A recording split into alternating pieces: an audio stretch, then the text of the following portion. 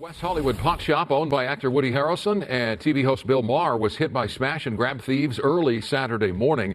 They shattered the store's glass doors to gain entry and filled trash bags with thousands of dollars in merchandise. Bill Maher has gotten a lot of heat for talking about problems within the Democratic Party, and among the problems that Bill Maher often discusses are problems with the state of California. You have a beautiful state, what he calls his own personal paradise, that has been ruined by Democratic governance over the course of years, and Bill has highlighted things like trying to get his solar hooked up, which took 3+ years despite the fact that he's a celebrity and he's asked and interviewed politicians like Governor Gavin Newsom about it, and all sorts of other issues that he's had just in general with California's regulatory environment. But also touched upon by Bill Maher are the problems associated with the defund the police movement, the rampant criminality that has spawned from criminal justice reforms pushed by those Democratic politicians, and a perfect distillation of him not being able to escape the impacts of Democratic governance even within his own state is this recent report of his own pot shop that he co-owns with Woody Harrelson getting robbed. A smash and grab robbery that we've seen multiple different videos of in the state of California with a bunch of teens, and by the way, one of the suspects is actually described as a child taking his merchandise worth thousands of dollars, and guess what? This isn't even the first time that it's occurred. So that's what we're going to talk about today. But before we do, I want to thank everybody who supports this channel via actualjusticewarrior.com/join. Give me the money. Give me the money. Okay? So we're going to have to change how we do business in California. We're going to have to address people's legitimate concerns about crime. I was in South San Francisco 2 years ago after I had an experience in the city that all too many people had when my luggage was stolen out of my car. They tell you don't ever leave your luggage in the car. I never do until the one time I did. And of course, it got stolen. So this is Adam Schiff, the now senator for the state of California, former congressman, recounting a story from 2 years ago when he actually had his vehicle broken into in the city of San Francisco because he made the mistake of having luggage in his vehicle when he tried to make a quick stop at Target in order to get toiletries that he needed based on the short stay that he was going to have within the city. Now, of course, Adam Schiff ends up talking about how, what was really crazy is that in this South San Francisco Target, I had to get the toiletries unlocked for me. I ended up asking for a bag later on, the little Target bullseye bag, and I told the clerk that, of course, this was going to be my luggage for the next few days, and then she asked what happened. He ends up explaining it to her, and then she tells him basically that Democrats are a-holes, and this is why it happened to him. Okay. First of all, I had to get the clerk, which is hard to find, to unlock the shampoo or the whatever. So that's one thing. And then I get to the cashier. The cashier asked me if I want one of those Target bags with a little bullseye on it. And I said, yes, that Target bag is going to be my luggage for the next 2 days. And she asked me what happened, and I told her. And she basically said, in not so many words, yeah, Democrats are assholes. And I thought, if the cashier in South San Francisco at 10 o'clock at night believes that Democrats are because the shampoo is locked up and my stuff got stolen out of the trunk, we've got a major problem. Now, of course, this is obviously an attitude that is reflected amongst the voting patterns of Californians. Statewide, they moved dramatically to the right for the evil orange men in the 2024 election. They actually voted for Prop 36, which ended up repealing Prop 47 from 10 years ago, which essentially decriminalized a bunch of different petty crimes, including petty theft, that allows people to get arrested, get released, commit the same crime, get arrested, and never face any consequences for those actions. And your average voter on the street, I'm not surprised by that, blames the Democrats for the policies that they enforce. And again, this has shown up repeatedly in their voting patterns. They voted out in a recall election Mayor Shang Tao of Oakland. They voted out in a recall election the district attorney for Alameda County, which covers Oakland, Pamela Price. They did the same thing for Chesapeake Inn, the woke district attorney that covered San Francisco. They did the same thing in a regular election for London Breed, because obviously these people are absolutely sick of it, and it's bad when you have Democratic senators trying to pander to somebody as left-wing as Bill Maher talking about how they need to address crime in the Democratic Party. Well, guess what? Bill Maher is once again victimized by the state of California, by the party that he chooses to support. That's right. The break-in happened over the weekend, and one of the suspects looks to be a child. Now, it's not the first time the business has been targeted by thieves, but the business owners tell me they plan to make it the last. And while some of you find this to be hilarious or just desserts, you get what you vote for, I genuinely find this to be sad because the voters are making it clear when they vote for something like Prop 36. The voters are making it clear when they vote for a new district attorney for LA County, who's essentially a Republican in that he ran for attorney general in 2022 as a Republican, hiding as an independent, because in reality, the people want change, but unfortunately, even with these high-profile crimes, even with celebrities being victimized, nothing is going to change in terms of how the Democrats are going to act because they've always had the power to fix these issues. They just refuse to do so. So essentially, we have to wait based on the new district attorney, based on the ballot initiatives and whatnot, but it's not really going to undo the damage because they still have problems related to the fact that they can't send people to prison for a whole host of offenses.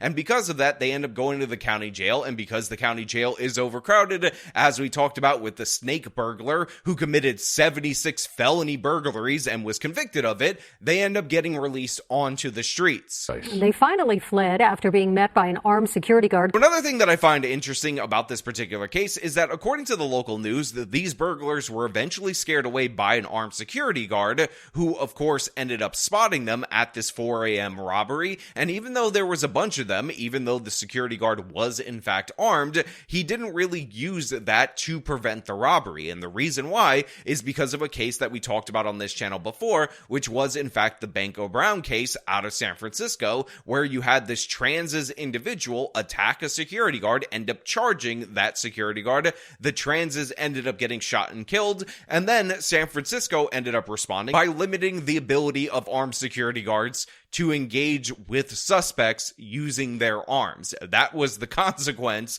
of a justified shooting against a criminal, a repeat offender, who was getting violent with the security guard over merchandise that they were trying to steal from a Walgreens. So again, California, absolute mess in every possible way. Consider it a new high for a smash and grab in West Hollywood. The Woods, a popular cannabis dispensary and lounge, was ransacked early Saturday morning by an entourage of hooded suspects. Sped-up security video shows a group of 5 thieves breaking into the shop around 4:30 a.m. Now look, I know a lot of people on the right have turned against marijuana legalization. They talk about the fact that you smell marijuana all throughout these major metropolitan areas that have legalized it. But the fact is, I am not among those people who have decided to go with the winds. I am not somebody who uses marijuana. I don't like the smell of it, but I do think it should be legalized. And I'm happy that it is in fact legalized in the state of California, especially because they demonstrate how the state can actually lose money and end up juicing the illegal market more so through a legalized program based on the fact that Democrats can't run anything. Again, criminals have been profiting off of marijuana for decades in this country while it was illegal, but the state of California has made it to such a point where you can't really make all that good money off of it.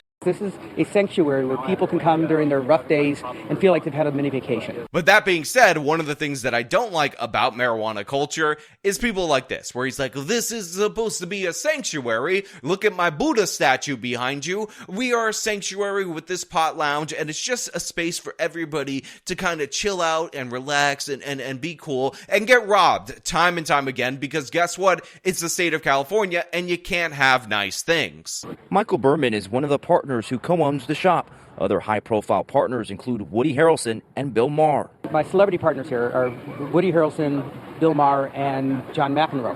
Have you heard from any of them? All of them. Okay. Yeah, all of them. Everybody's very upset. That's because close to $3,000 worth of goods were stolen. The thieves used a screwdriver to break through the front windows. So we get a little bit of a breakdown of the crime. You have all these youths pull up into the parking lot. They don't park in the handicap space, but they do park in the wheelchair shoulder. For those of you who are unaware, this little line right here that's next to the handicap space, the reason you're not supposed to park there is because that's so the wheelchair could get there. I'm just educating you guys right here. And they end up doing a traditional smash and grab with the screwdriver. And again, they should have an alarm system. But as we've seen time and time again, again, in a bunch of these left-wing areas, the police do not respond quick enough. There's more and more businesses in the neighborhood that are failing, more and more businesses that are getting robbed, vandalized. I would just consider ourselves lucky that the vandalism was to a minimum. Now again, this co-owner with Bill Maher and Woody Harrelson talks about how businesses in this neighborhood are often targeted. They're being put out of business, and I think this is another great example of how crime actually drives poverty, not the other way around. The reason these people are stealing is because they know that there's lax law enforcement, they're looking for a quick buck, and the impact is that it changes the culture of this neighborhood. It ends up adding additional costs to a bunch of businesses that, guess what, don't have a celebrity backer, and an already highly regulated environment like California, that can be absolutely devastating, especially when, again, most of these other businesses are often competing with online retailers that don't have to experience these same kind of problems. Once again, we see on display for us that a neighborhood is going to hell due to the fact that crime is completely unchecked, and I hope that the LA County District Attorney, the new guy that's in office, ends up sticking to his word and prosecuting these people to the fullest extent of the law, unlike the previous person. But again, after years and years of soft on crime policy being enforced, not just through Prop 47, but again through other machinations of state government and from local officials just refusing to do so, we see that a lot of the damage isn't going to be undone. A lot of people's livelihoods are forever lost, and for what? In order to pander to the criminal, which in reality is just cruelty to the victim. One of the suspects appears to have been a child. One of the things that surprised me is one of the 5 people was really small, and the way he moved had to have been a child, had to have been about 8 years old, which was absolutely shocking. So again, the co-owner says that it's absolutely shocking that a children's would be involved with this particular break-in. And I just want to point out for everybody out there in the audience, while it might sound surprising in your neighborhood, while it might sound unusual among the people that you hang out with, this is not surprising at all whatsoever. One of the stories that I'm considering doing a video on is about a carjacking or a group of assaults that are going on in Baltimore. And in both those cases, they are reporting that at least one of the suspects happens to be an 8-year-old, because guess what? All the soft on crime stuff that we've done for adults, we've actually tripled up on that in terms of juvenile cases, and now a bunch of gangs and criminal organizations are responding by sending the kids out there to do the crime on their behalf, because guess what? They won't face any consequences for it. So nobody should be surprised by this. In fact, it's happening ever more frequently in this country, and it's absolutely disgusting. Surveillance video shows another attempted break-in at a different dispensary the next day. This one happened at Urban Markets, a West LA dispensary. An armed security guard thwarted the attempt by firing at the suspects. The Woods is now planning to beef up their own security. We're not going to sit by idly. We have new gates being installed in the front. We are augmenting our alarm system to make it extra loud, so the next time somebody tries to break in, the entire neighborhood's going to know it. So we hear about another robbery at a nearby dispensary, and of course, this particular robbery ends up being stopped cold dead in its tracks due to the fact that they had an armed security guard who was willing to fire his weapon upon the group of suspects. And yes, this is another instance of a defensive use of firearm that ends up preventing a crime, and I'm hopeful, based on the fact that they have a new district attorney in LA County, that this security guard is not charged with a crime for fighting off these robbers and using the tools at his disposal in an appropriate way in order to do so. Again, maybe Bill Maher's team should not worry about getting high definition footage of the criminals, should maybe invest more in not electric alarms, but having somebody who's armed, who's ready to go, who's ready to stop the criminals as soon as they approach, because this appears to be the most effective deterrent. But of course, I want to know what you guys think about all this down in the comments below. Obviously, Bill Maher has already kind of been on this track of criticizing the Democrats for these particular policies, but do you think he's going to double down on Friday? And do you think there will actually be some change and some consequence as a result of it? I'm a little bit hopeful due to the fact that they repealed Proposition 47 and they elected in LA County an actual strong prosecutor who wants to prosecute criminals. But of course, statewide laws limit what they're able to do. But again, all your thoughts down in the comments below. As per usual, if you like this video, show them by leaving a like, subscribe for more content, follow me on the social medias, support me via support links in the description of this video. This has been me talking about Bill Maher getting robbed. Till next time.